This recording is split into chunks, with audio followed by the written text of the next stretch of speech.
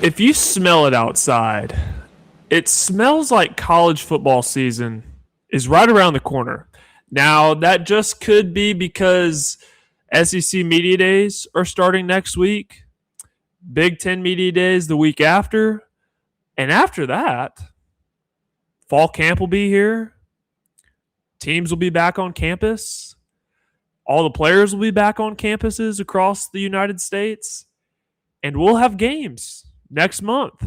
Now, we still have about a month and a half, but college football season is still right around the corner. And as you know, we don't take many breaks on this show. This is going to be a year-round college football show, and loaded show tonight.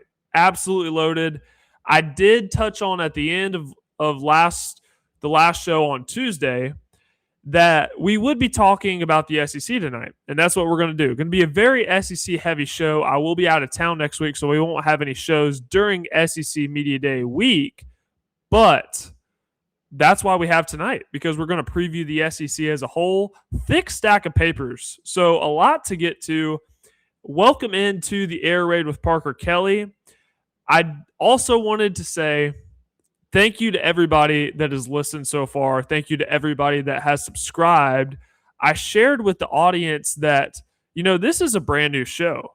We started this thing about 2 weeks ago, and at the time, we had around 60 or so subscribers, and I said, okay, if we can get to 100 subscribers by the end of the month, I would consider that a win.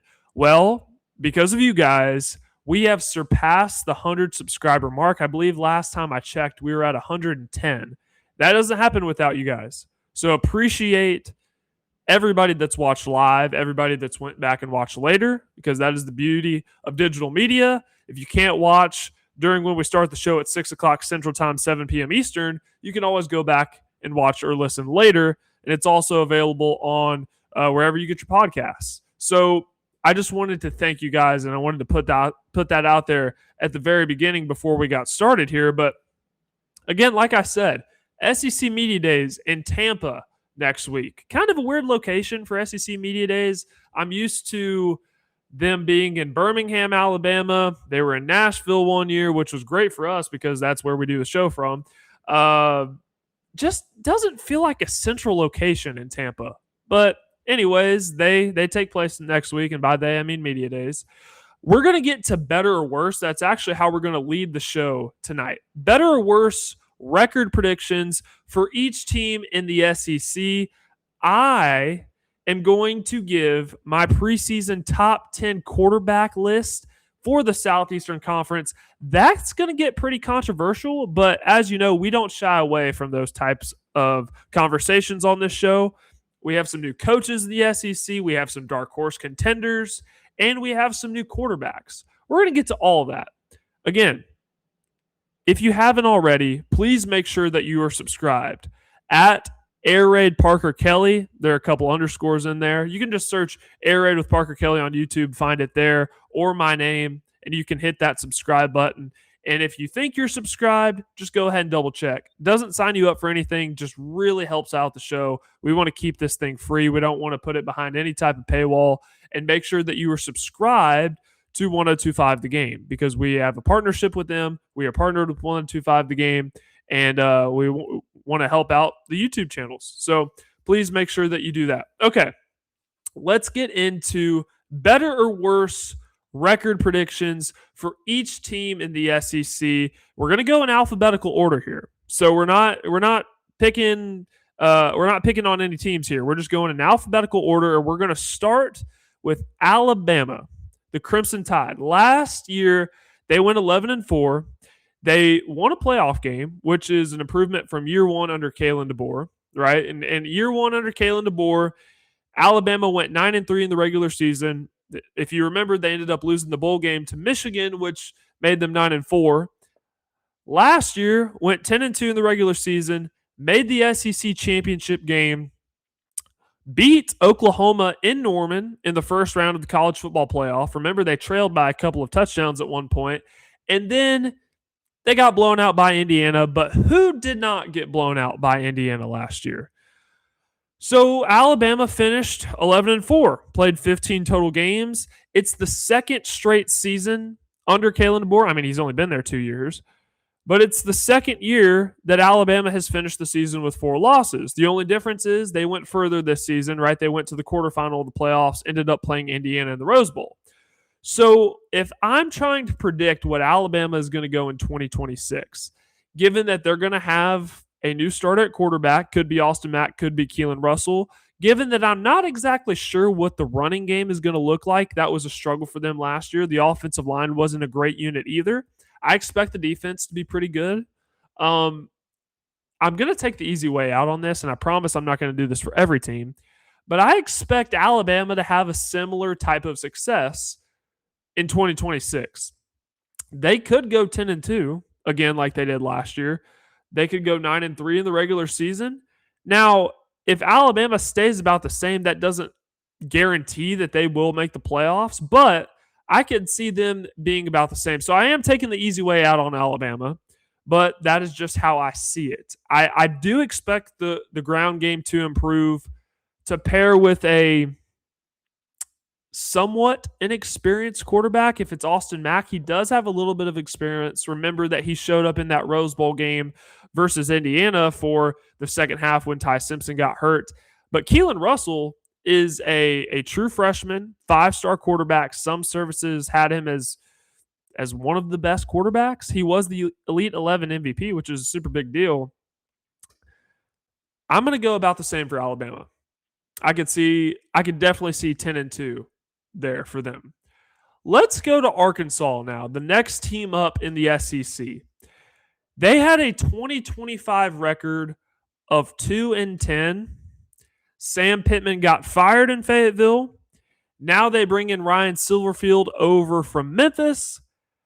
The only reason that I'm saying Arkansas is going to be better this season is because it's really hard to go 2-10 again. No offense to Arkansas. They have a long ways to go.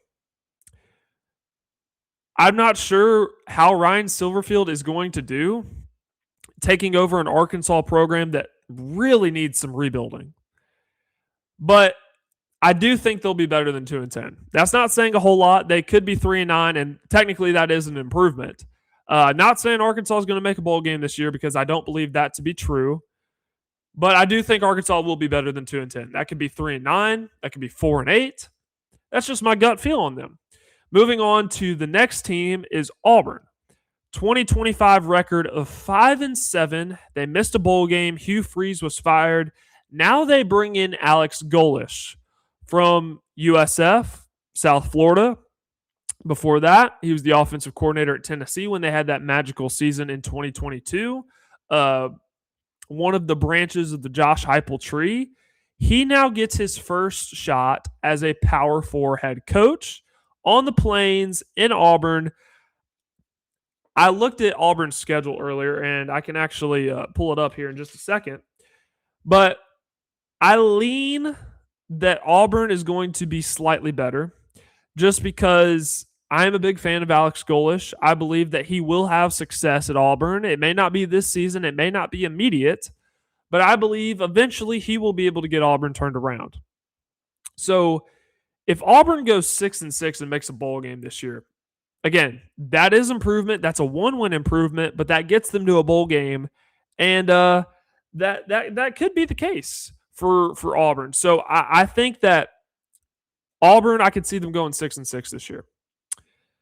Moving to the next team, Florida. Another team with a new head coach, which, by the way, we are going to get into some of the new head coaches. We're going to talk about them a little bit more in depth as we get a little bit later in the show. Florida had a record of 4-8 in 2025. They have a new head coach by the name of John Summerall.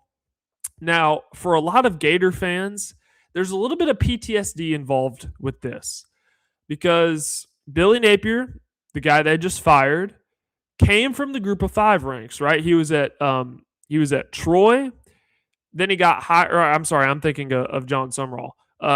Billy Napier came from Louisiana, got hired by Florida, got fired. Now he's back in the Sun Belt, the group of 5 level at James Madison. They turned to John Summerall, who was at Troy, and then went to Tulane and then just got hired. So a lot of Gator fans have PTSD because it makes them think of Billy Napier all over again. Well, I happen to think that John Sumrall will be a better coach than Billy Napier. I don't think just because he came from the group of five automatically means that he's going to have an identical record to what Billy Napier had during his 4 seasons at Florida. I just happen to think John Sumrall is better at establishing a culture. I believe he's your prototypical football guy. And here's the truth about Florida. Here's the God's honest truth about Florida is if you look at Florida's roster, and this might be replicated when they release the preseason top 25, which, by the way, I will also release one myself once we get closer to August. If you look at Florida's roster up and down, it is filled with a bunch of blue chip guys. When I say blue chip guys, I'm talking about 5 stars, high 4 stars, low 4 stars, guys like that. Florida has easily, in my opinion, a top 25 talent roster. I believe they had that under Billy Napier as well. The thing with Billy Napier was, and one of the reasons that ultimately led to his downfall in Gainesville is he was an offensive guy, right? As a head coach, especially in today's landscape with NIL and transfer portal, you have a lot of responsibilities as a head coach. And he still wanted to call plays. It was a little stubborn in that area. Well, he found out that being a head coach means you probably can't call plays, at least at the collegiate level, right? It's too much to balance. So now we see Billy Napier at James Madison has given up play calling duties, has handed off those duties to his offensive coordinator there. John Sumrall is not an offensive guy, he's more so of a defensive guy. But again, he has a way of establishing a culture, establishing a type of physical toughness that you need, especially if you're going to be playing a 9-game SEC slate. So again, Florida, I believe they will be improved from last year. I believe they'll at least make a bowl game. But that again, they're probably going to be a preseason top 25 SEC team. Whether it turns out that they finish the year ranked, that's a different story. But my bet is they will be a preseason top 25 team. So I'm going to say they are better in 2026. Let's move on to Georgia. This is one of the more fun teams to talk about in the SEC. 2025, they had a record of 12-2. Now, when you have teams that have high double-digit win seasons like that, right? You think of Georgia, who had 12 wins. You think of Ole Miss, who had 13 wins last year. Georgia is the model of consistency in the SEC. If you look at Kirby Smart's record over his 10 years as the head coach of the Bulldog, which, by the way, I believe that makes him the longest tenured coach in the SEC, the longest tenured head coach. I could be wrong on that, but I'm pretty sure that's right. Kirby Smart in his 10 seasons at Georgia is 117-21 over 10 seasons. Georgia, I expect, and I'm saying the same thing with Alabama. Full disclosure, I'm taking the easy way out on this. I expect about the same for Georgia. I think it's fair to assume that they're probably going to be a national championship contender because they were last year. They returned their quarterback, Gunnar Stockton. I expect them to be improved on the defensive side of the ball. I still expect them to be able to run the ball effectively and efficiently.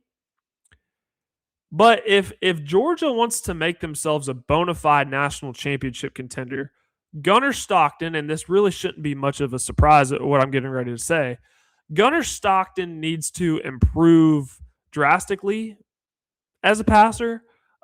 He was already pretty good last year, but if he takes his specifically his passing game as a runner, he's very gifted.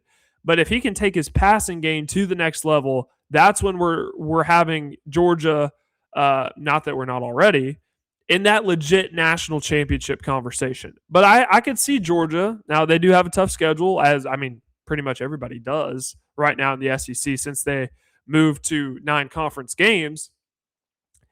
And on top of that, one of their non-conference games, Georgia Tech at the end of the year. So I expect Georgia to be about the same. I could see 11-1 in the regular season. I could see 10-2, but I definitely see Georgia making the playoffs. So that is at least what I think about Georgia for now. Let's go to Kentucky, who had a record of 5-7 last year, missed a bowl game. Mark Stoops is out in Lexington. In comes Will Stein, who was the offensive coordinator at Oregon. Let me just start out by saying, and you're going to hear me talk about this guy a lot as we get closer to the season, as we are in the season. I'm a big fan of Will Stein. Big fan of Will Stein. Big fan of what he was able to do at Oregon. Here's the beauty of the Will Stein hire in Lexington. Mark Stoops, who you just fired, was previously the longest tenured coach in the SEC.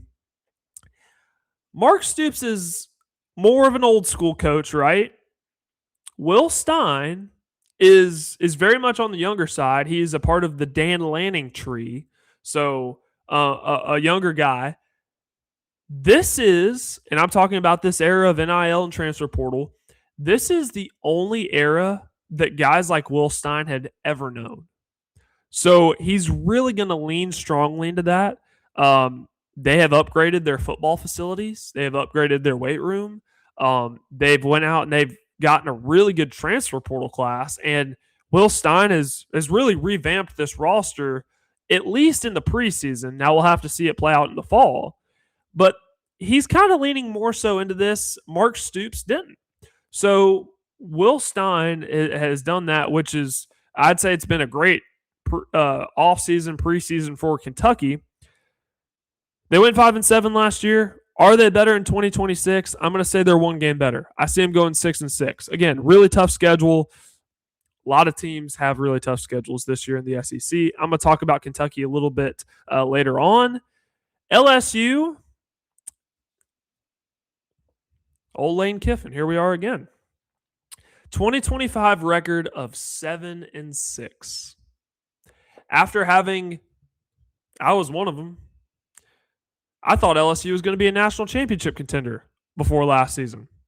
Boy, was I wrong. Boy, was I wrong. Brian Kelley out, fired before Halloween. Finished the year 7-5 in the regular season. Lost the Texas Bowl to Houston. I mean, with the expectations surrounding LSU, with how much money they spent in the transfer portal and on this year's roster, with the hire of Lane Kiffin, if they're not better in 2026, what do you think is going to happen in Baton Rouge? I think it'll explode, not in a good way, if they're not better in 2026. So this is an easy one. LSU is going to be better in 2026. I do trust Lane Kiffin. Right now, I believe if you're tiering the head coaches in college football, you don't get too far from the very top of the list before you get to Lane Kiffin. Lane Kiffin, in my opinion, top 10 coach in college football. That's not a hot take or anything. Firmly in the tier 2 coaches of college football. He's going to have more resources to work with this year than he did last year in Ole Miss. And Ole Miss had some great resources, but you go to LSU, who's one of the blue bloods of the sport, you're going to have a lot more resources to work with. LSU is going to be better. Also, I have more on them in a little bit of a later segment. Mississippi State. Let's talk about the Bulldogs. So I want to start out by saying, and Mississippi State doesn't get a lot of national buzz right now. They don't get a lot of national attention, and understandably so. But I really do applaud the job that Jeff Lebby has done with Mississippi State. And you may be thinking to yourself, well, what has he won? He hasn't won much. He's won 7 games in 2 seasons. Listen, I mean, Mississippi State was in a very, very bad state when Jeff Lebby took over. First year didn't go great, but honestly, I don't think a lot of coaches could have done well with what Jeff Lebby had 2 years ago in 2024. This year, they went 5-7, so a 3-win improvement. I believe that, they started the season 4-0. It had that great win versus Arizona State in week 2. They made a bowl game. Now, I'm not a fan of teams that are 5-7 making bowl game appearances, but they made a bowl game. Mississippi State, here's a stat for you. Mississippi State was 2-3 in one possession games last season.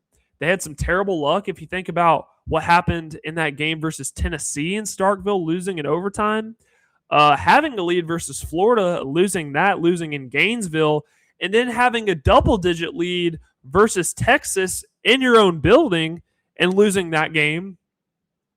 If you flip those games, right, you flip those 3 games in favor of Mississippi State, I mean, you're looking at an 8-win team. So I thought Jeff Lebby, honestly, it wasn't the greatest coaching job in the world, but I believe he deserves at least a little bit of applause for what he's been able to do, and I expect Mississippi State to be better this year. They have a quarterback by the name of Camario Taylor, which we are going to talk about when we get to the new SEC quarterbacks, because he was not their primary option last year, but he did come in relief late in the season. He's a dog. So Camario Taylor, I'm going to talk about him. I see Mississippi State making a bowl game this year at 6-6. So I know we've been saying that a lot of teams are going to improve or stay stagnant. We haven't really got to teams that are going to dip this year. Let's go to Missouri. Missouri, they had a record of 8-5 last year. What you may not realize is the guy that started the season at quarterback for Ole Miss last year, Austin Simmons, has won the starting job at Missouri. So he's going to be the starting quarterback for the Tigers this year. They return their running back, Ahmad Hardy, who was second in the nation in rushing last season, with about 1650 on the ground. They have a great 1-2 punch at running back with Jamal Roberts, who was their second leading rusher last year. The problem is the defense doesn't return any starters from last year's team. And usually it's pretty safe to blindly trust Missouri's defense. That's not the case this season since they don't have any returning starters. So I'm going to lean about the same. The schedule, compared to most SEC teams, is manageable. I could see them going 8-4. And they would get a bowl bid. So Oklahoma. This is where we start to talk about teams that I see not being better in 2026. They were 10-3 last season. They were a top 10 team heading into the college football playoff. They hosted a game in Norman against Alabama. Didn't end up winning the game. I have a couple questions about Oklahoma. One, this isn't a question. I'm just excited about John Mateer. Because if you remember, John Mateer, when he was it was the Michigan game in week 2. After that game, that's when he really started to open the nation's eyes to what he was as a player. At that point in time, he was the Heisman favorite. And then he had the thumb injury, unfortunately, and he didn't look the same. He changed his motion a little bit this year. He's healthy. He has some good weapons to work with on the outside. But I do have a couple of questions because Oklahoma struggled with a couple of the same things that Alabama struggled with last year. They both didn't have good run games whatsoever. So is the run game going to improve for Oklahoma? What about depth at linebacker? They did lose some linebackers to the NFL. What about depth at linebacker? That's a question mark I have. Brent Venables, their head coach, very good defensive mind. He has transformed that Oklahoma defense during his time in Norman. The schedule is tougher than last year, in my personal opinion. I lean Oklahoma is going to be worse in 2025 or in 2026, excuse me. And if they're worse than 10-2 in the regular season, means they're probably not going to make the college football playoff. Ole Miss. Ole Miss went 13-2 last year, had a great season. Made it to the college football playoff semifinals despite the head coaching incident. Now, it's very rare. It is very rare that I say a team that had 13 wins last year will be better. This is not one of those cases. Remember, in the last show, we talked about the ACC. I talked about Miami, who's the national championship runner-up, how I think that they're going to be better in 2026 than they were in 2025. With Ole Miss, I do not think they will be better. One, because this is the first year that Pete Golding is going to be a head coach in the SEC. We saw a little bit of what he can do during that college football playoff run, but what can you do as the head coach in the regular season? Tough schedule. I feel like I'm saying that about every team, but it's the truth.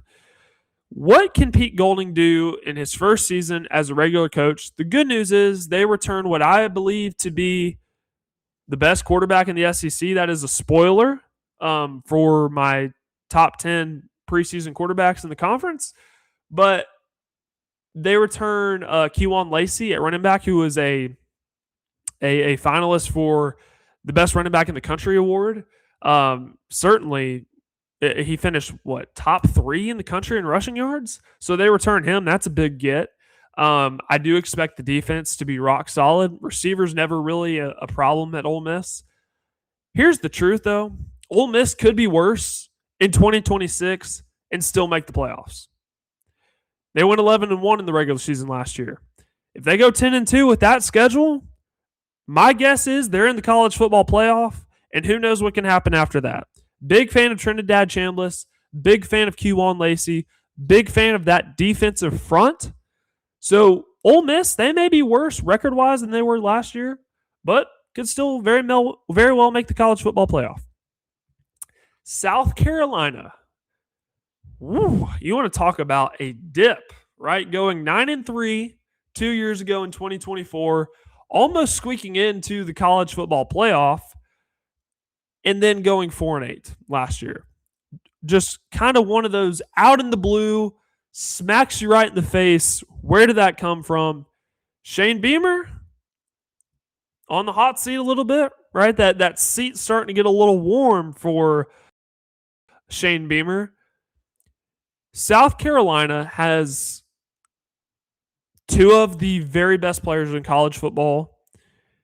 Lenore Sellers at quarterback, who's returning for his third full year as the starter.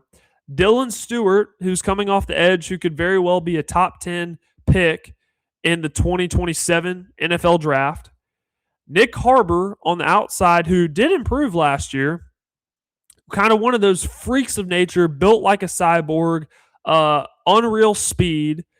He's just got to learn how to catch with his hands instead of catching with his body. If he can do that, he's going to make a drastic jump in 2026. So they have those 3 players returning. They have a new offensive coordinator by the name of Kendall Briles, who is the brother of Art Briles, who you might remember at Baylor. Kendall came from TCU. I do have to give credit to Shane Beamer for making the change at offensive coordinator. It wasn't working out with Mike Shula last year, and if the offense doesn't look really good with Lenore Sellers and Nick Harbor, kind of don't know what to tell you. I think Shane Beamer was absolutely justified in making that decision, but now they bring in a new offensive coordinator. So what can he get out of Lenore Sellers this year? Also, too, this is a name you're going to want to get familiar with. Offensive tackle Jacarius Peak came over from NC State in the transfer portal. This is a guy that was all ACC last year. Unfortunately for him, he did get hurt in February. I believe he was playing a 3-on-3 basketball tournament. So according to Shane Beamer, Jacarius Peak should be ready to go by the time the season starts in September. If he's not ready by then, expect him to be ready by late September. Does South Carolina improve? I'll lean yes, but not by much, because there's still a lot of question marks across the entire roster. And you go 4-8 last year. It's hard to have super high expectations, especially, there's a cloud of doubt around Shane Beamer's future in Columbia, South Carolina. So I see 5-7 or 6-6 for South Carolina. Let's go. Oh, man, we're almost at the 30-minute mark, and we still have a lot of show left to go. Let's go Tennessee, and we'll go rapid fire here. Tennessee had a record of 8-5 last year. The truth is, question mark at the quarterback position, right? You're going to start a guy who does not have any experience in college football. George McIntyre came in relief as the third stringer, but doesn't have a lot of experience. Or it could be Faison Brandon, who's a true freshman 5-star quarterback. Chaz Coleman situation, just really unfortunate. For those of you who don't know, Chaz Coleman followed Jim Knowles over to Knoxville from Penn State. He's it looks like he's not going to play. Technically, he's still a part of the team. They're keeping him on scholarship, but he's been dismissed due to medical reasons. So he was going to be relied upon to be a stalwart on Tennessee's defensive line.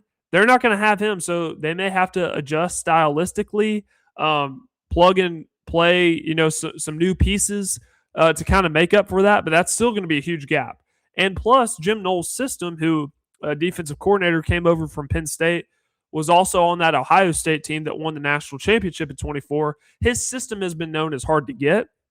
So, how much of a learning curve will there be for Tennessee on the defensive side? I think they're going to be worse than 8-5. That is including the bowl loss to Illinois in the Music City Bowl. I think regular season wise, Tennessee will be a little bit worse in the regular season. Texas A&M, big fan of Mike Elko. I believe he's done a great coaching job in College Station. I am very confident in the future of Texas A&M under his leadership. They went 11-2, right? 11-1 in the regular season. Hosted a playoff game versus Miami in the first round. Lost that game 10-3. Looking at their schedule, it's just hard for me to see Texas A&M replicating the type of regular season that they had last year. Last year's schedule was pretty light compared to what they'll face this year. I think they'll be worse. Again, it's kind of one of those Ole Miss situations. Texas A&M may be worse. 10-2 technically is considered worse, and they could still make the college football playoff. Texas, 2025 record of 10-3. They're getting a lot of buzz in the preseason, aren't they? Here's the truth. Book it. Texas will be a national championship contender in 2026. Texas is always going to get a lot of love, right? That just comes with the territory. Arch Manning, of course, is getting a lot of love right now. I'm going to talk about them a little bit later, but Texas is going to be a national championship contender this year, so that makes them automatically better than 10-3. Vandy had a magical season last year, right? We talk about Vandy a lot here at 102.5. Went 10-2 in the regular season. First time ever that Vanderbilt has gotten 10 wins in the regular season. Lost the bowl game to Iowa. Again, very familiar situation to what Tennessee is going to go through, right? Really highly rated quarterback in Jared Curtis. Probably going to start at quarterback. I think he is going to start at quarterback. That's not. By the way, 102.5 here at 102.5, we are the flagship station of Vanderbilt. So please don't take my word as me announcing that Jared Curtis has been named the starter, because that's not what I'm doing. But if we're reading between the lines, that's what I believe is going to happen. So, but he is a true freshman, so there will be a learning curve there. Not as much worried about the pieces on the offensive side outside of quarterback. More so a little bit questioning the defense, what that'll look like. They need to improve from what they were last year. Not a kind schedule for Vanderbilt, so I'm leaning worse. I'm leaning worse in 2026 for the Vanderbilt Commodores. All right. This is really what I wanted to. This is going to be one of my favorite segments on tonight's show. I previewed this in a tweet that I sent out earlier, that tonight, and actually in a couple of moments, I'm releasing my preseason edition.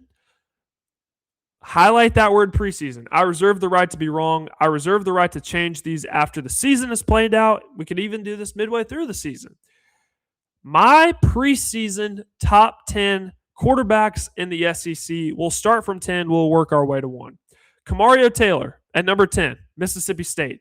For the SEC, if you're looking at the new quarterbacks in this conference this year, there are 10 new quarterbacks in the Southeastern Conference this year. Only 6 returners. When I say returners, I'm talking about guys that played on the team that they're with right now last year, because there will be guys like Sam Levitt at LSU who are not new to college football. They're just new to the SEC, new to LSU. So full disclosure there. Kamario Taylor at number 10 for Mississippi State. This is a very gifted runner. He had 173 yards rushing in the Egg Bowl versus Ole Miss when he got the start, but he does need to improve as a passer, because he completed under 56% of his passes last year. But just because of how gifted he is as a runner, how electric he can be in the open field, will Jeff Lebby be able to improve him as a passer? Given the type of offense Jeff Lebby runs, given the type of receivers that they have at Mississippi State, I'd be willing to bet yes. So I have Kamario Taylor at number 10. At number 9, this is one of those transfer quarterbacks, Austin Simmons at Missouri. This is a guy who Lane Kiffin deemed the starting quarterback in Oxford last year to start out the season. Austin Simmons got hurt.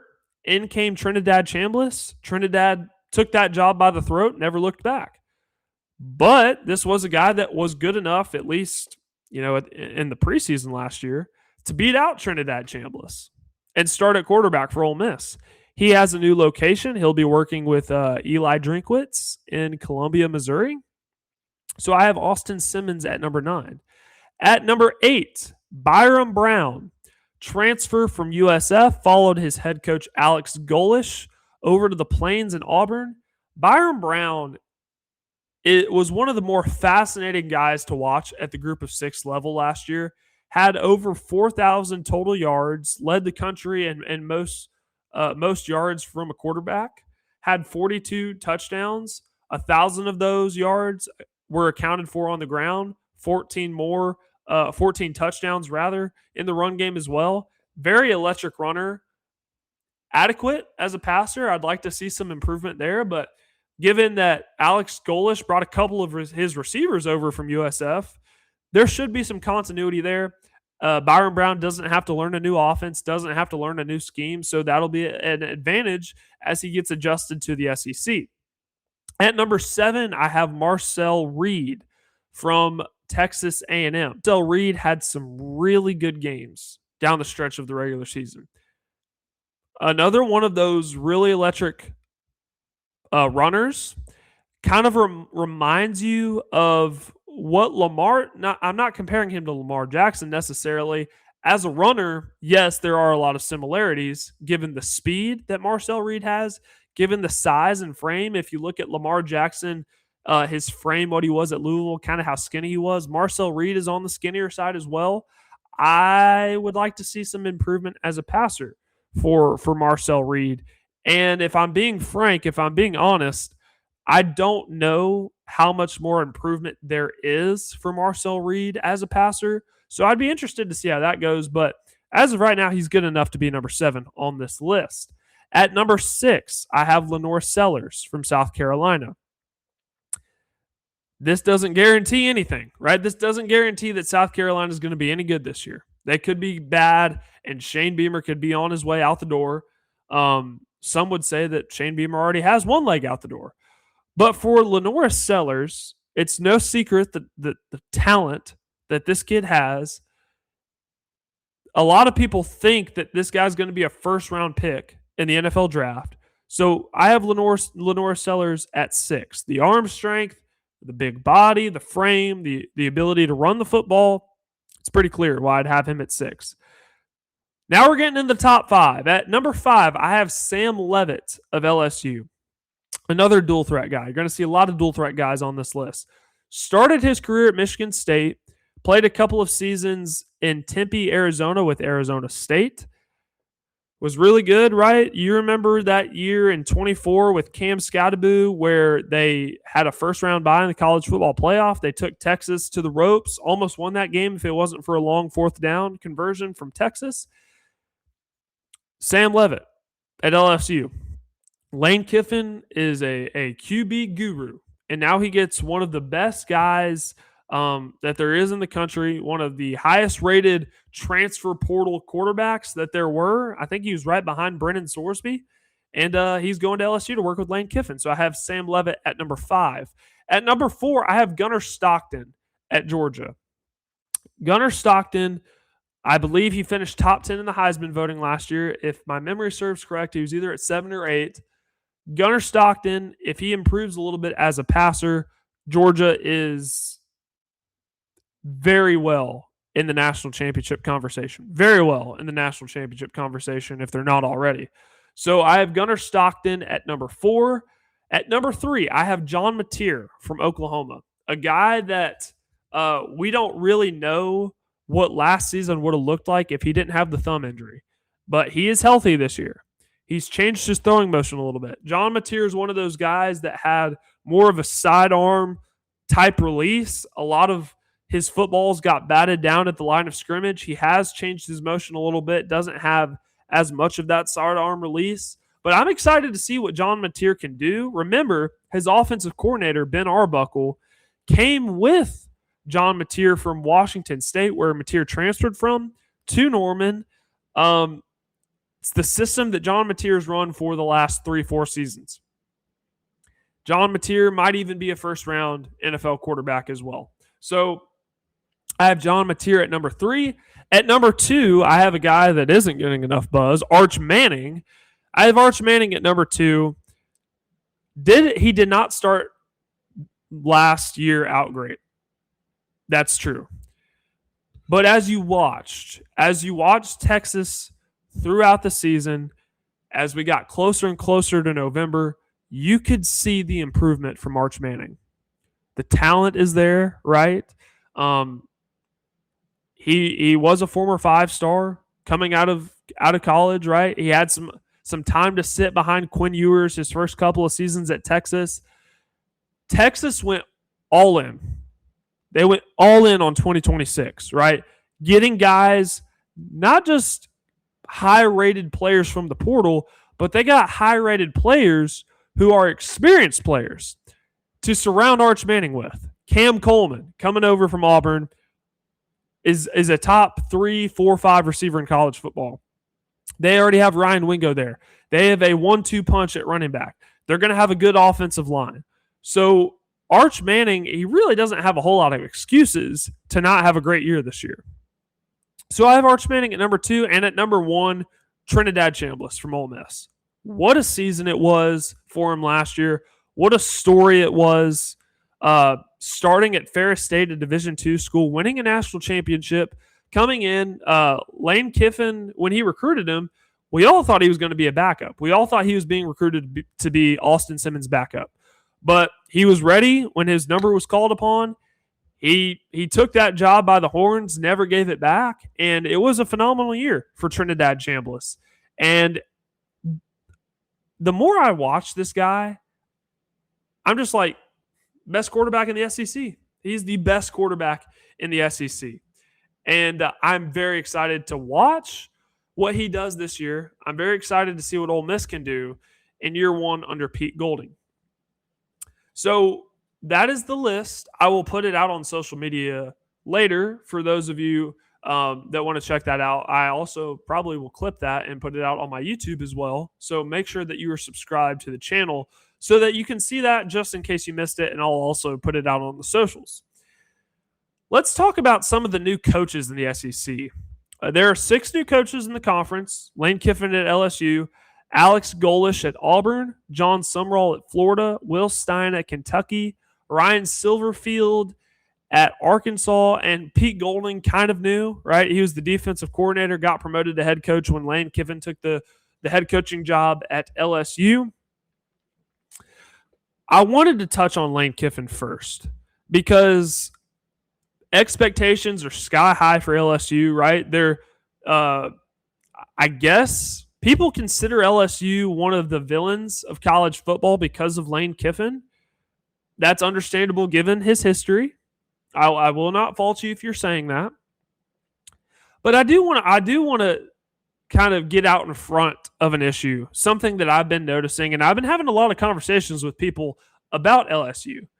It's no secret that LSU spent, the number that I've heard is anywhere between $45 to $47 million on this year's roster. So I have heard that number from people. I do just want to say something. Just because you go to the store, you go to the grocery store, and you buy ingredients doesn't mean the meal is always going to be good, right? I could go out to my local grocery store, and I could buy all the ingredients. I could buy all the food in that place. But if I'm not a good cook, it doesn't really matter, right? Because eventually I got to put the meal together. Now, do I think Lane Kiffin and LSU are going to be a lot better than they were last year with Brian Kelley? Absolutely. I may even pick LSU to go to the playoff. But I do just want to say, because I hear people say, well, they spent a lot of money this year, so they got to be good. Let me remind you of something that happened 2 years ago. Do you remember when Florida State had that undefeated regular season, won the ACC, got left out of the 4-team playoff in the final era of the 4-team, and the next year they went 2-10? Do you remember that year? Florida State spent a lot of money on that team. The problem with Florida State is they're very reliant on the transfer portal. They just happened to really hit on a lot of guys that year they went undefeated. The next year they approached it the same way, played a little portal roulette, and it didn't work out for them. It backfired. They went 2-10. LSU relied heavily on the portal this year, not comparing LSU to Florida State. But Lane Kiffin has to cook the meal with the ingredients, and there are plenty of them. There are a lot of blue-chip guys on this roster. LSU killed it in the transfer portal. I believe they were definitely a top 5 class, either 2 or 3, depending on which service you look at. So Lane Kiffin has to cook the meal now, which I honestly have confidence that he will. For Alex Golesh at Auburn, I do like Alex Golesh. I thought this was a home run hire for Auburn.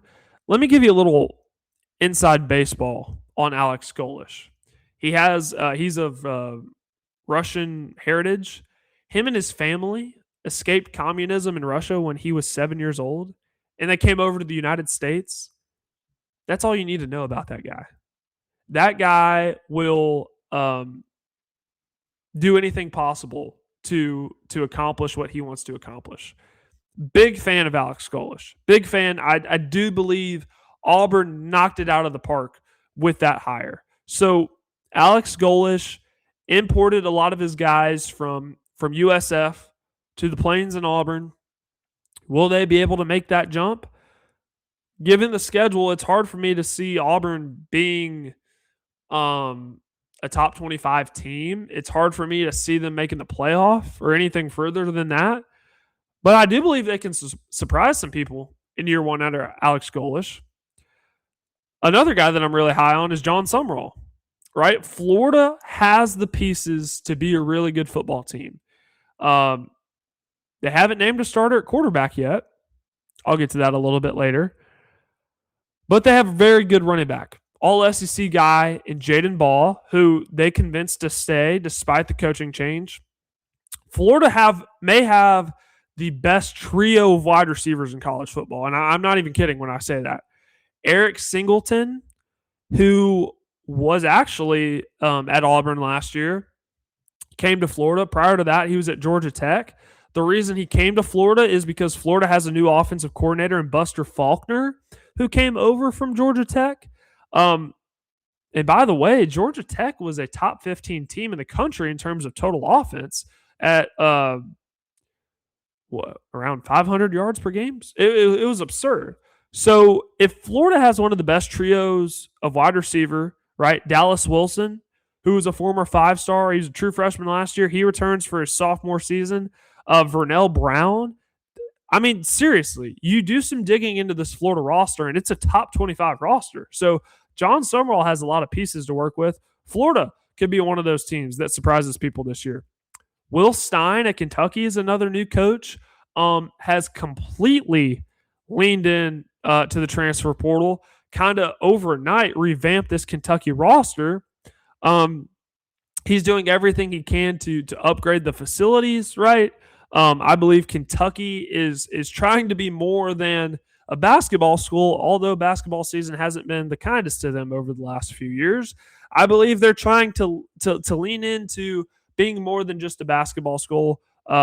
They're significantly upgrading the football budget, the football facilities. Will Stein is going to have pieces to work with. A new quarterback, Kenny Minchie, who I will also talk about a little bit later, transfer from Notre Dame. I believe he's a very talented player, so excited to see what he can do in Will Stein's offense. Ryan Silverfield at Arkansas has a lot tougher challenge on his plate because Arkansas is down in the dumps, right? They are bottom of the barrel in the SEC right now. That is going to be a tougher turnaround for Ryan Silverfield. I don't envy him for being in that position. He did have a lot of success at Memphis. So wish him nothing but the best, but we'll have to see what happens. And Pete Golding, again, I hit on it in the last segment, but what can he do in year one as a head coach, not just in the playoff, not just in the college football playoff, but what can he do in the regular season? So you have 6 new coaches in the SEC. My dark horses, I'm going to be honest, guys. I've been harping on them really all show, but it's Florida. Florida is my dark horse in the SEC. Expect the AP to have them as a preseason top 25 team. I may hold out on that, but they'll certainly be close, on the outside looking in. The talent roster is certainly not the problem. What does John Sumrall and co. do, right? New offensive coordinator Buster Faulkner, new defensive coordinator Brad White, who came over from Kentucky. Florida, if I had to pick a team for this season to surprise people in the SEC, that's who it is. I almost considered Auburn, but schedule made me a little reluctant. I'm going to pick one team for the future who I could believe to be a future dark horse team in the SEC, and that's the Kentucky Wildcats. Again, that success may not be imminent. It may not be right now. It may not even be in year 2. But I see 3-4 years down the road from right now, I could see, and don't call me crazy, because if I would have told you at the beginning of last year that Indiana was going to go 16-0, win the Big Ten, blow out almost every team they play in the college football playoff, and win a national championship, you would have called me crazy. To me, that was the greatest story in college football. The Indiana Hoosiers of 25-26, that is the greatest story in college football. And I don't even think that's recency bias. Can Kentucky do a similar thing?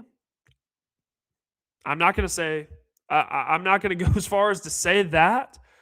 But here's what I am going to say. I do think Kentucky can be a playoff contender within the next 3 or 4 years. I do. I am that high on Will Stein.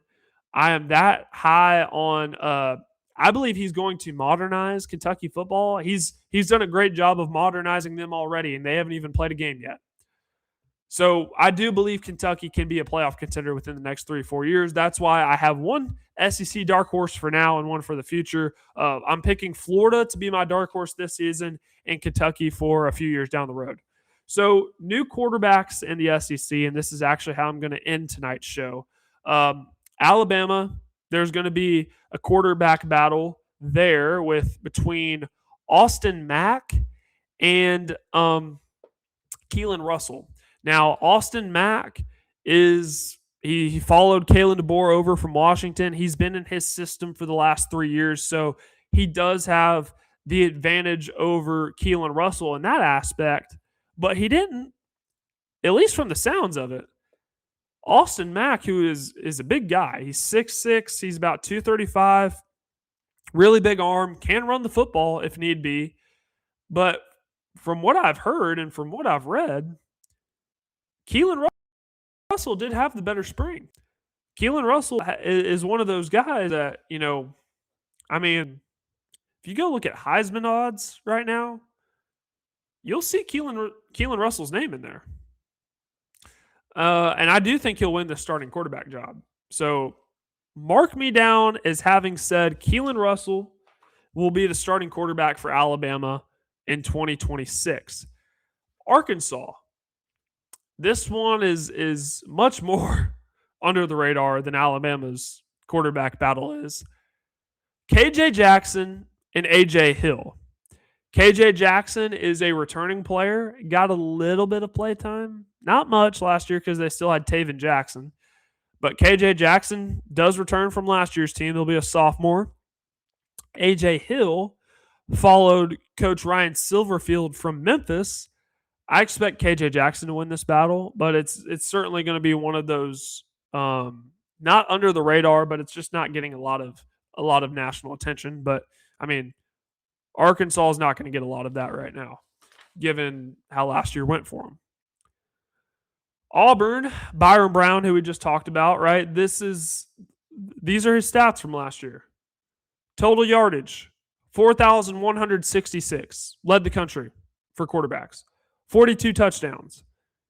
But Byron Brown's strength is his legs.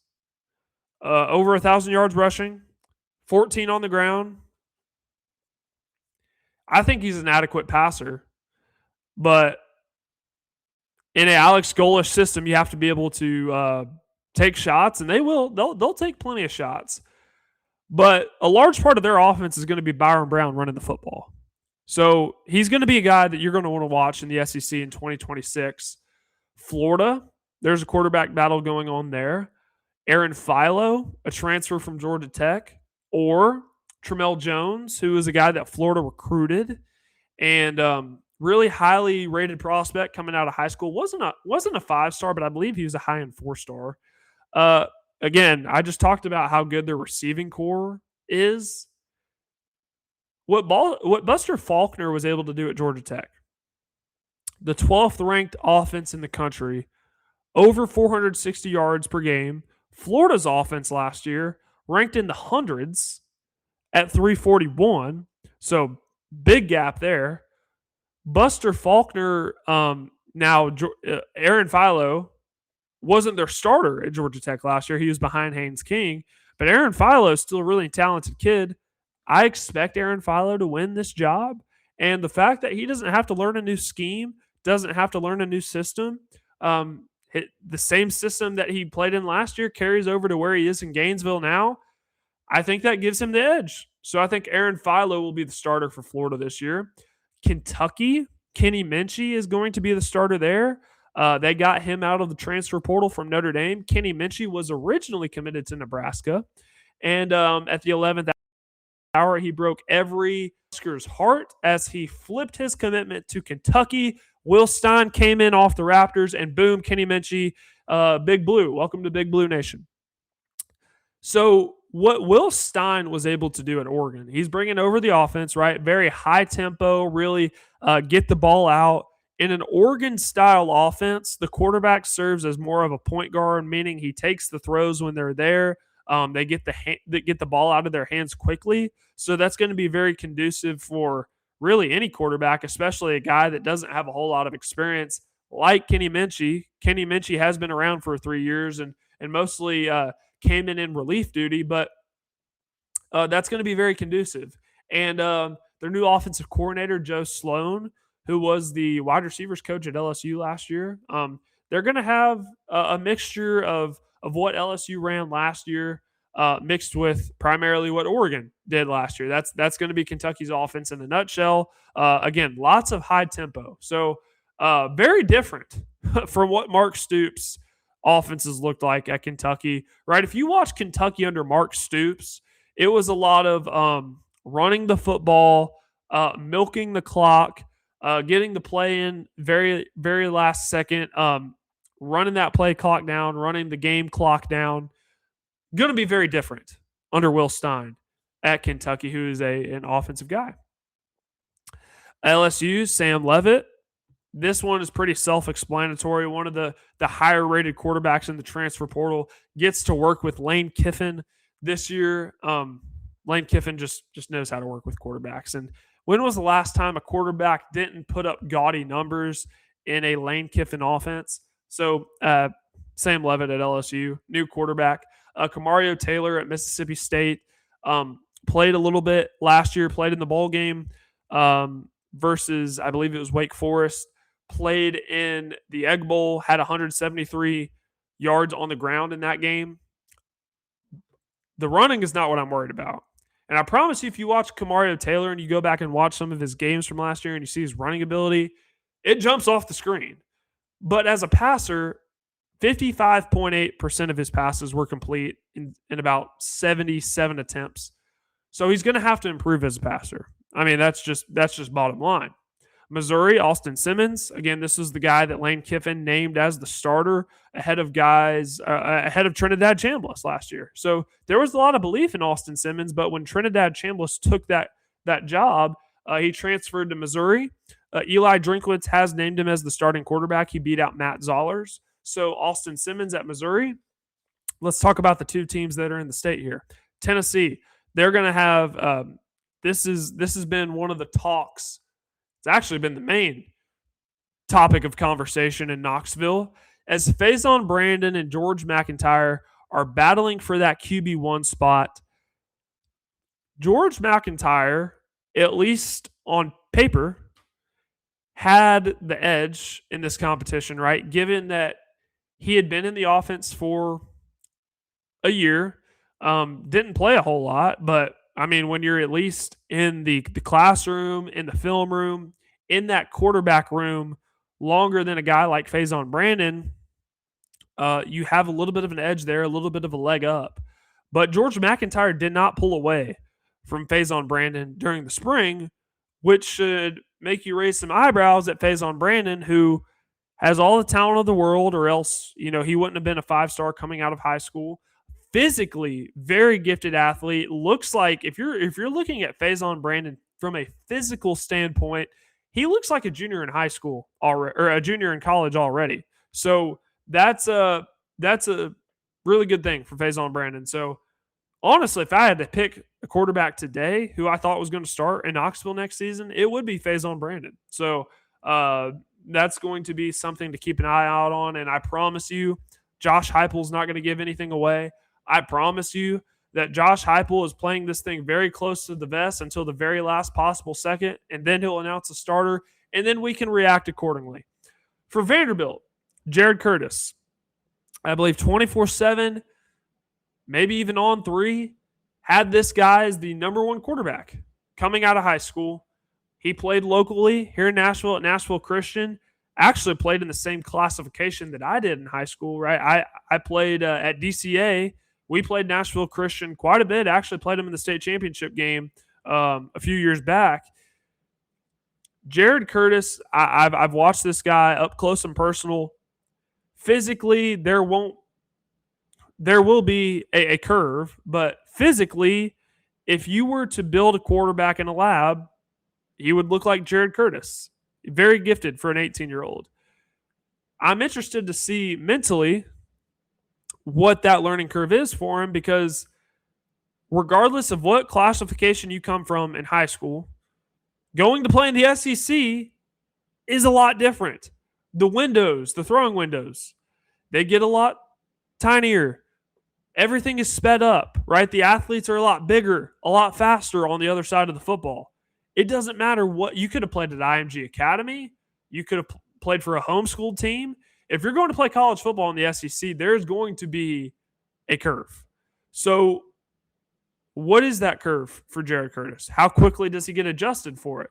A lot of people discount Vanderbilt just because Diego Pavia isn't on the roster anymore. But, I mean, Jared Curtis physically is one of the more – he's one of the most talented quarterbacks I've seen come out of the state of Tennessee.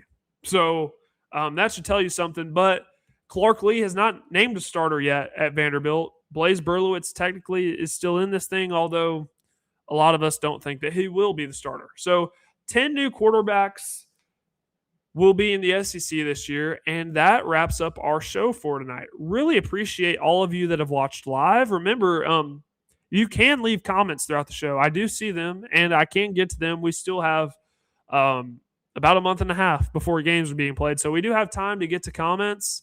If you tag me on Twitter with questions, we may even open up the mailbag here pretty soon. Take your questions on the show. I just want to thank everybody that is subscribed to the channel.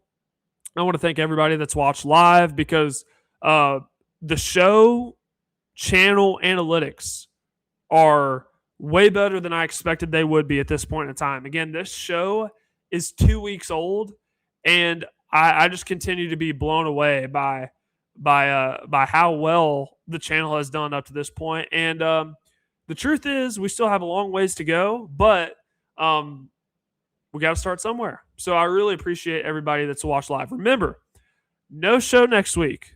I'll be out of town, be on a little bit of a vacation. We will have a show the following week. We'll have 2 shows, Tuesday, Thursday, and then once the season gets here, we're going to ramp this thing up to 3 shows a week. And we're going to be wall-to-wall college football, and it's going to be a fun time. Hope you'll join us then. In the meantime, take care. Enjoy the rest of your July. Football will be here before you know it. God bless. We'll talk to you soon.